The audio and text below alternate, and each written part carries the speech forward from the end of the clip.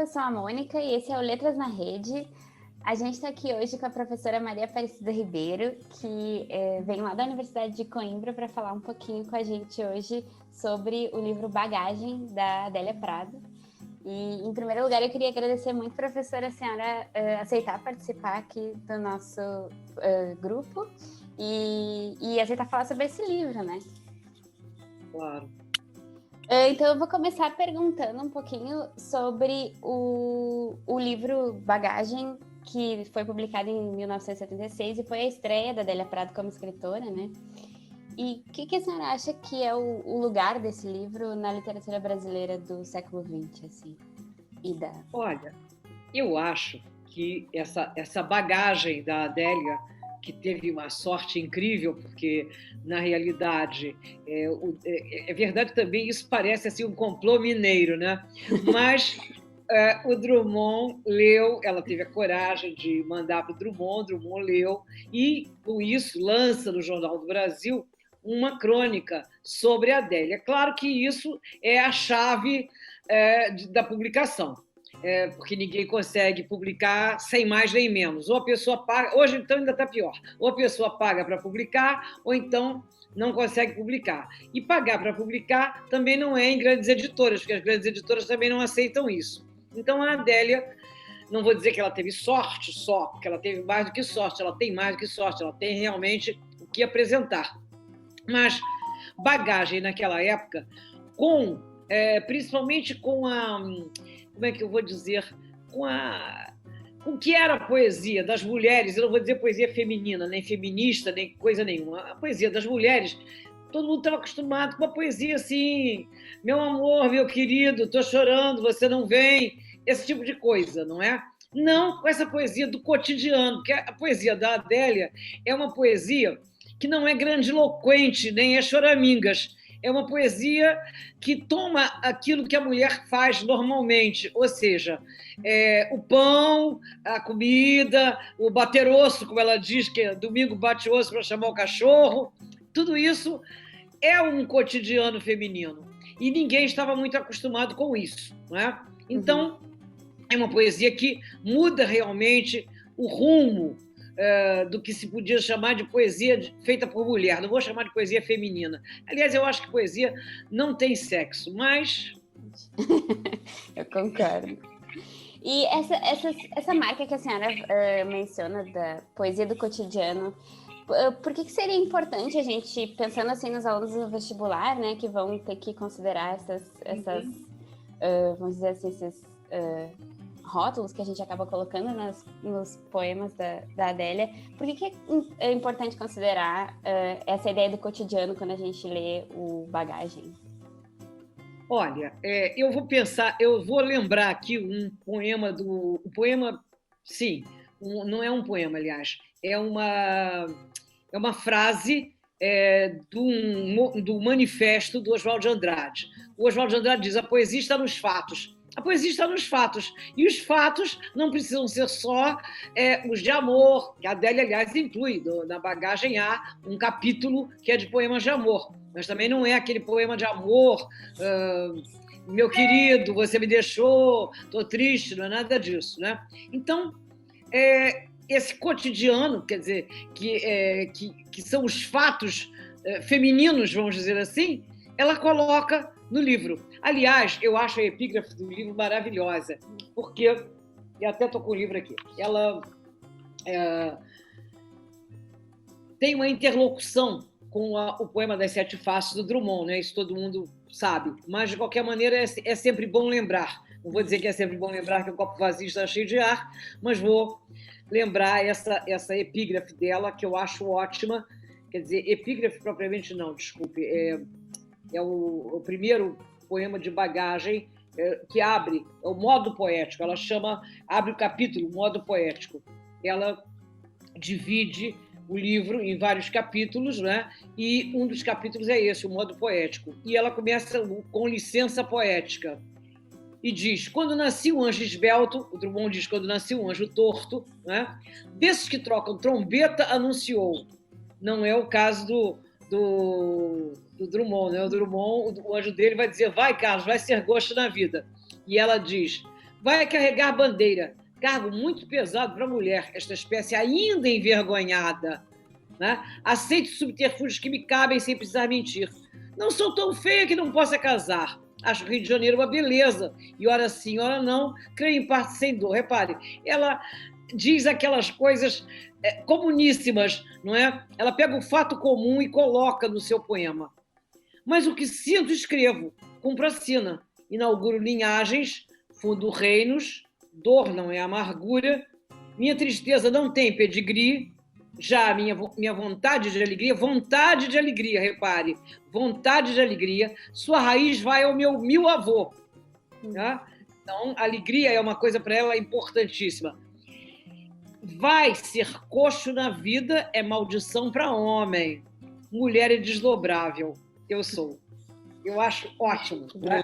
E o Drummond também achou, tanto que gostou da paráfrase ao poema dele e, ao mesmo tempo, quer dizer, a paráfrase não diria, o diálogo com o poema dele e vamos dizer assim, e gostou do resto da bagagem e ajudou a Adélia a carregar essa bagagem para o mundo editorial. É verdade.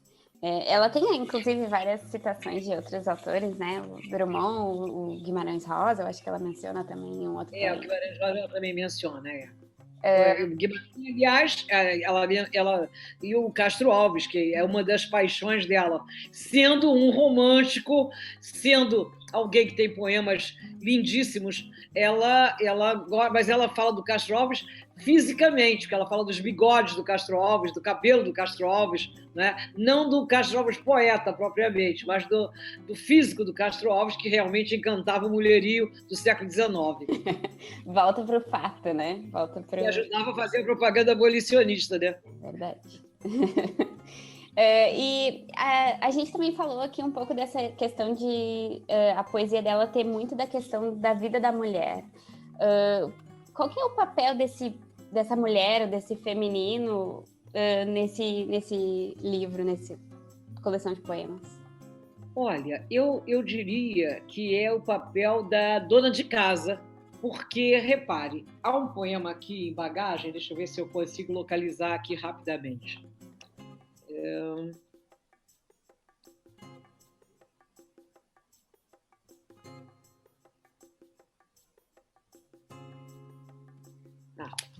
Não é exatamente esse, mas esse já nos serve. Ela diz: não sou matrona, mãe dos Gracos, Cornélia, ou seja, ela não é uma heroína, né? Sou a mulher do povo, mãe de filhos, Adélia. Faço comida e como. Aos domingos, bato o osso no prato para chamar cachorro. E atiro os restos. Quando dói, grito ai. Quando é bom, fico bruta. As sensibilidades sem governo. Mas tenho meus prantos, claridades atrás do meu estômago humilde e fortíssima voz para cânticos de festa. Quando escrever o livro com o meu nome, ela está pensando na bagagem, né? E o nome que eu vou pôr nele, vou com ele a uma igreja, quer dizer, eu li mal. Quando escrever o livro com o meu nome e o nome que eu vou pôr nele, vou com ele a uma igreja, a uma lápide, a um descampado, para chorar, chorar e chorar, requintada e esquisita como uma dama. Quer dizer, aí ela vai fazer aquele papel de mulher com alguma posição social, não essa mulher que faz comida, come, chama o cachorro batendo osso. Né? Uhum. Quer dizer, eu acho isso bastante interessante. Se nós compararmos com outras poetisas, claro que não. E eu vou dizer poetisa mesmo, porque eu tenho horror a esse nome de poeta. Por que não pode ser poetisa? Por que não tem feminino? Né? Uhum. Então, eu acho assim, vou comparar, por exemplo, com a Cecília Meirelles, que é bastante conhecida, e que é uma mulher que se mostra bastante feminina, bastante mulher, mas que é também, vamos dizer, uma narcisa. Porque se você pensar, a Cecília volta e meia está falando de si, do seu rosto, da sua beleza e da sua linhagem.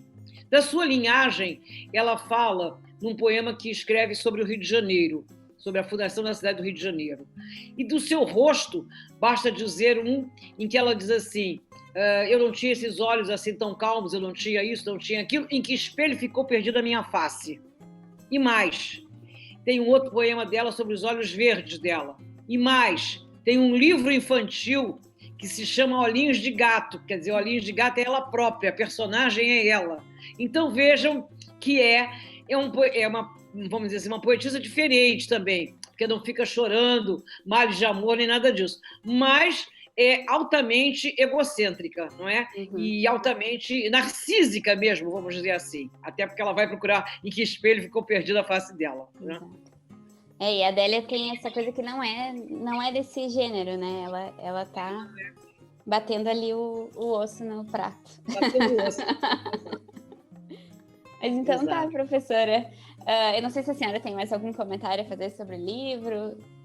Eu tenho. Acho que há uma coisa muito importante na Adélia, é que ela diz, isso ela diz numa entrevista, se não me engano, diz numa entrevista que ela dá no caderno, num daqueles cadernos do Instituto Moreira Salles.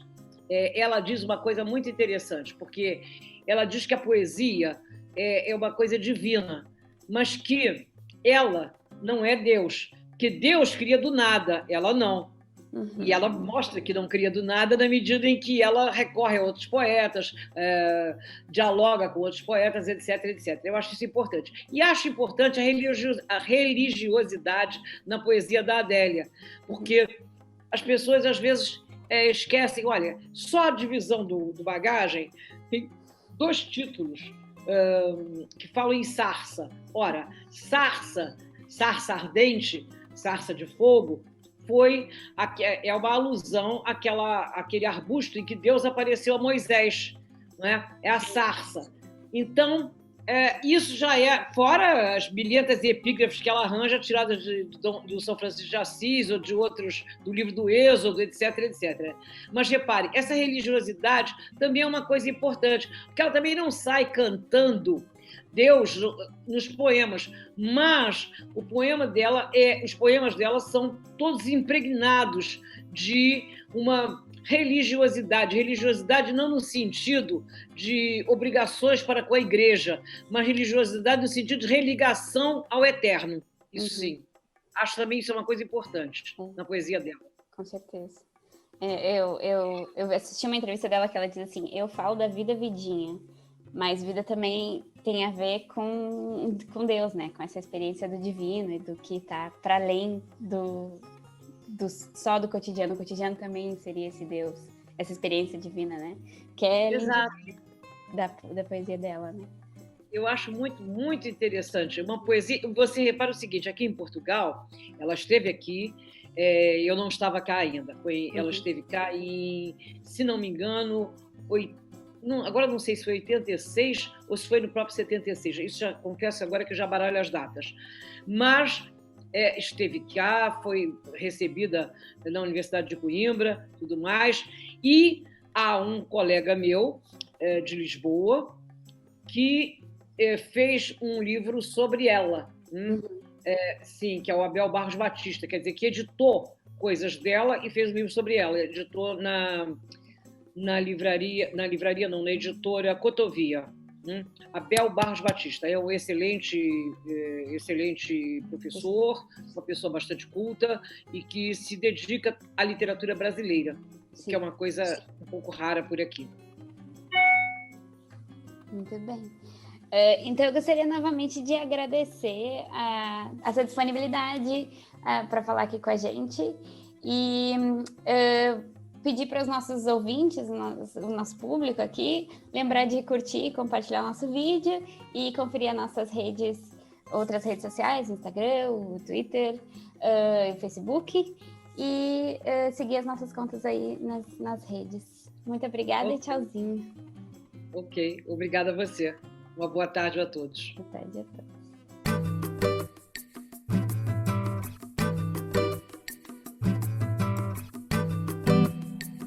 Ficou com alguma dúvida? Você pode deixar suas perguntas aqui nos comentários deste vídeo ou interagir com a gente nas nossas redes sociais. Todas as terças e sextas trazemos novos conteúdos sobre as leituras obrigatórias do vestibular da URGS 2021. Quer ficar por dentro de tudo? Aproveita e segue a gente. Você nos encontra em todas as mídias, pelo @Letras na Rede. Até mais!